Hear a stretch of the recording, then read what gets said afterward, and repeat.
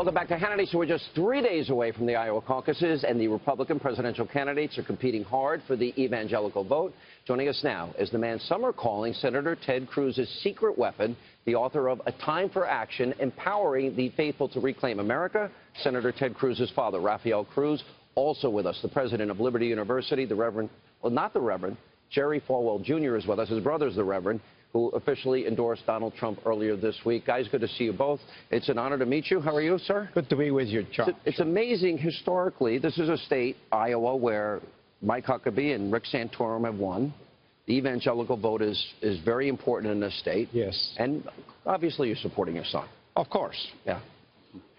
Tell us, why is this vote so important, and what are the issues that evangelicals are thinking about? Well, you know, this country, we have seen our moral and ethical values being destroyed over the last 50 years. But that has happened at an accelerated pace during the Obama administration. We're seeing religious liberty under attack. We're seeing right to life. Look what's happening with Planned Parenthood. Yeah. And, of course, we have seen marriage, the traditional marriage being under attack, which is really an attack on religious liberty. Mm-hmm. And it is, I think we are at a crossroads in America. We need to get back to the foundations that have made America great. The biblical and the constitutional foundations. Mm-hmm. Hard work, individual responsibility, honesty, integrity, the rule of law, free enterprise, limited government. Yeah. And all of those are both biblical and constitutional principles. Jerry Jr., I know I referred to you as a reverend. I've done that before, and it's by accident because I knew your dad so well. You made a choice, and you quoted your father about electing a president, and we're not electing a minister or a preacher or a pastor. Explain. Right. Well, you know, I spent the better part of my adult life, Sean, working to make Liberty University the world-class Christian university that it was envisioned to be. And we spent many years barely surviving financially. Dad and I would spend many weekends on the phone begging and borrowing from donors and lenders to get the money to cover the paychecks that had gone out the Friday before. But we brought in the best professionals, the best attorneys, the best accountants, the best financial management, regardless of whether they shared our faith. And that's what it took to turn Liberty University around.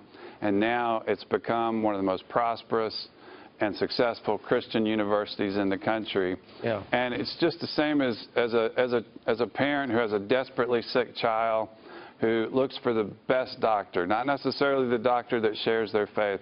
I think the United States is at the same place that Liberty University was in the early 1990s, and I think that we need someone who has turned companies around, even used the bankruptcy laws. We never did, but somebody who has actually, in the real world, turned companies around, turned his own companies around, made them prosperous. I think that's what this country needs, and so I think we're I agree with Rafael Cruz, who I respect very much, that we're at a crossroads, but I think the crossroads is we're about to lose our economic, our stature in the world, and I think we're on the verge of becoming a third world country. What's your reaction? At some point. Well, you know, it is, first of all, it is so great to hear from Jerry. You know, I knew his father. His father was a man of principle, a man of deep conviction. Mm-hmm. A man that would not compromise his values or his principles. During the 1979, I was part of the Religious Roundtable. We worked together with Moral Majority to mobilize millions of people of faith to help elect Ronald Reagan. But, you know, we see in these elections, there's so many evangelicals that stay out of the voting process. Is that going to happen this year? I don't think so.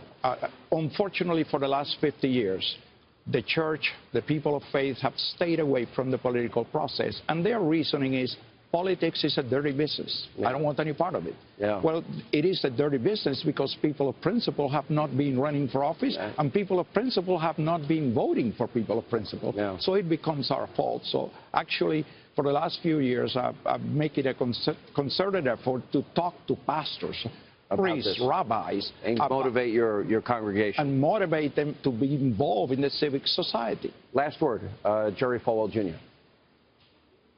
Well, I've gotten to know Donald Trump very well over the last 4 years, and I think he is a businessman of the highest honesty and integrity. I think he's a wonderful father.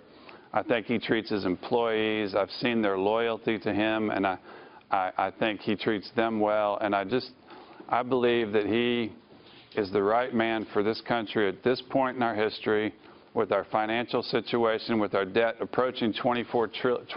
If we hit $24 trillion, a lot of experts say that we can't recover. And I just think we need a businessman. I think it's time for a businessman to run this country, somebody from the private sector, a citizen legislator. And I may not feel that way 4 years from now, and I may not have felt that way 4 years ago, but I think we're at a crucial point, and he's the only person who is equipped to bring us around. All right, guys, good to see you.